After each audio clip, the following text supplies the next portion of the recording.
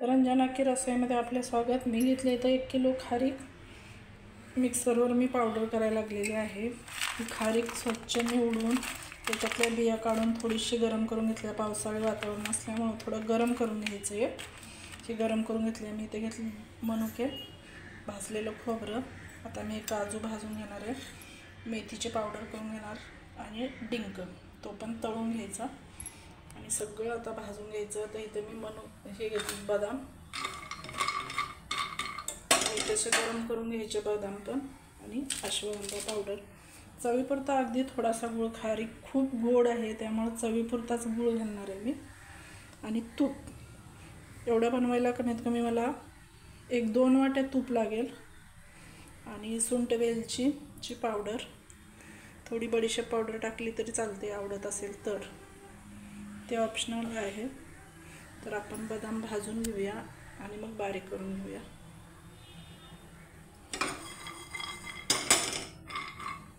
थोडं थोडं भाजून घ्यायचं।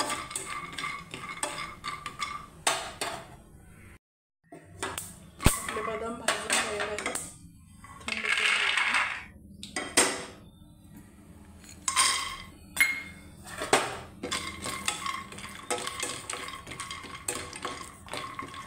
छोटेसे भाजून घ्यायचे मंद गॅसवर।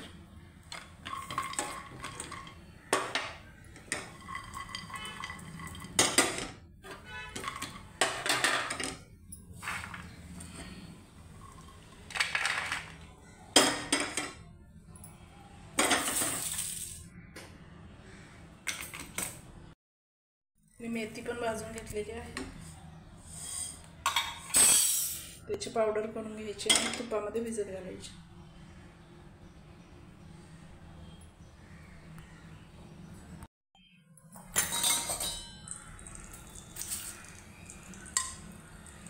तूप घेतले मी,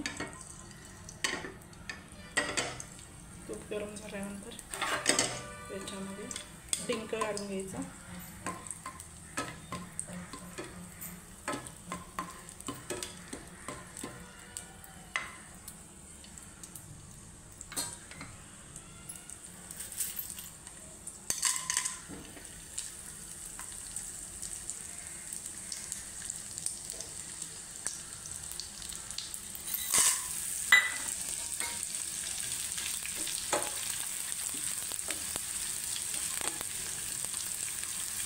डिंक बारीक करून तुपामध्ये भिजत ठेवायचा।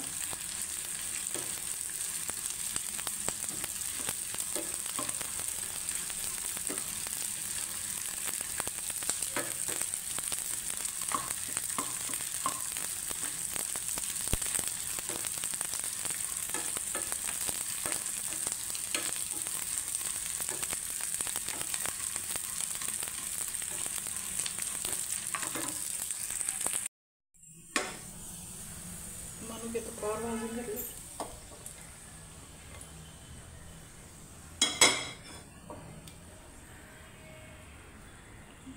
मी खारीक पावडर करायला सुरुवात केलेली आहे मिक्सरवर। आता आपण हे बदाम आणि काजू मिक्सरला बारीक करून घेऊ। काजूची पेस्ट,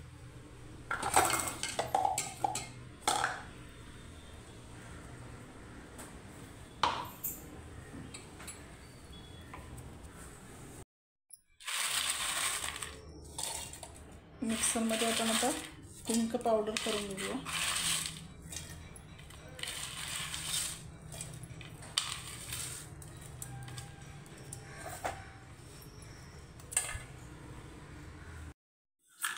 तयार झाली डिंकाची पावडर।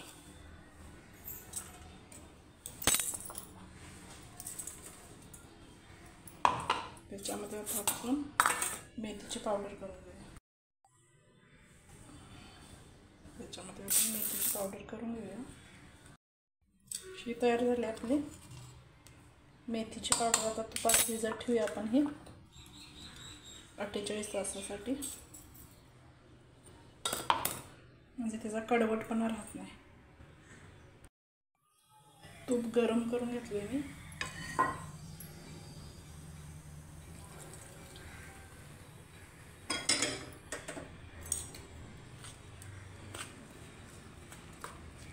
आता अशीच भिजत ठेवायची. डिंक पण तूप घालूनच भिजत ठेवायचं.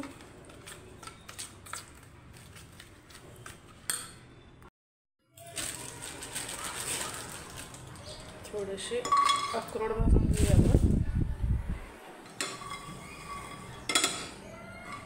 हे सगळं काजू, बदाम, अक्रोड हे सगळ्या वस्तू भाजून घेतल्या ना की जास्त दिवस टिकतात.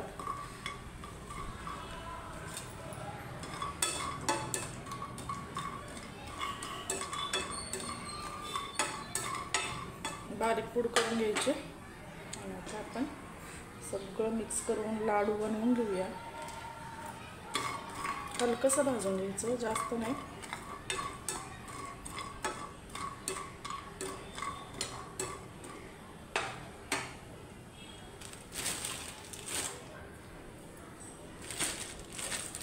एवढे आणले की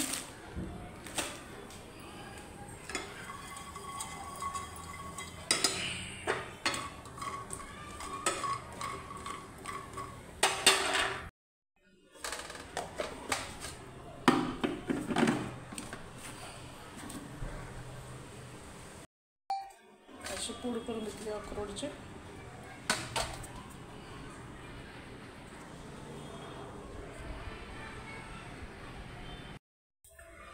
थोडासा हलकासा आपण गूळ इथं गरम करून घेऊया.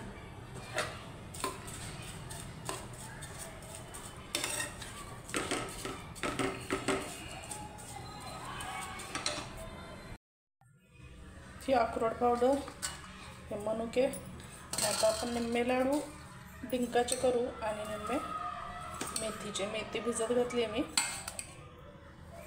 एवढं साहित्य घेऊ. याच्यामध्ये घालते मी सुंठ पावडर 1 चमचा, हिरवी इलायची पावडर 1 चमचा. हा आपला डिंक भिजत घातलेला तुपामध्ये.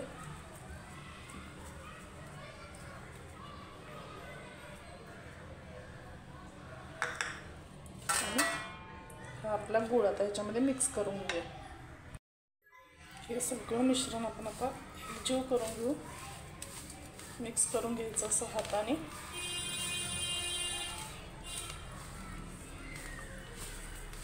मग याचे लाडू बांधून घेऊया. हे मिश्रण मी पुन्हा एकदा मिक्सरला एकजीव करून घेतले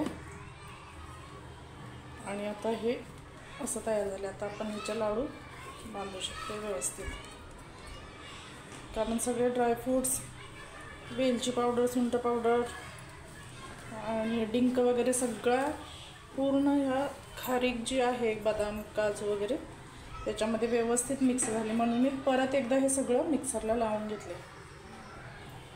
हे असं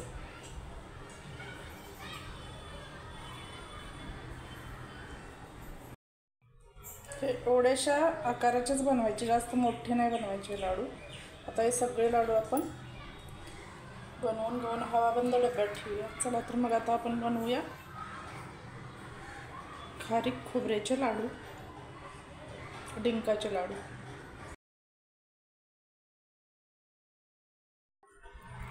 हे तयार झाले आपले लाडू. आता आपण हे अशा हवाबंद एखाद्या बरणीत भरून ठेवायचे आणि करतेवेळी थोडेच बनवायचे, जेवढे लागतील तेवढेच. आता माझ्याकडे ही पावडर पण आहे. आता ह्याचे मी मेथीचे उद्या बनवते. आणि आता हे झाले डिंकाचे लाडू. तर आता आपण हे व्यवस्थित ह्याच्यामध्ये एक एक करून भरून घ्यायचे. तर रंजना की रसोई या चॅनलला शेअर करा, सबस्क्राईब करा आणि तुम्हीही करा. हेल्दी खा, हेल्दी राहा. थँक्यू. जेवढे बसतील तेवढे मी याच्यामध्ये भरून ठेवलेत. वातावरण पावसाळी असल्यामुळे हवाबंद डब्यात भरून ठेवायचे.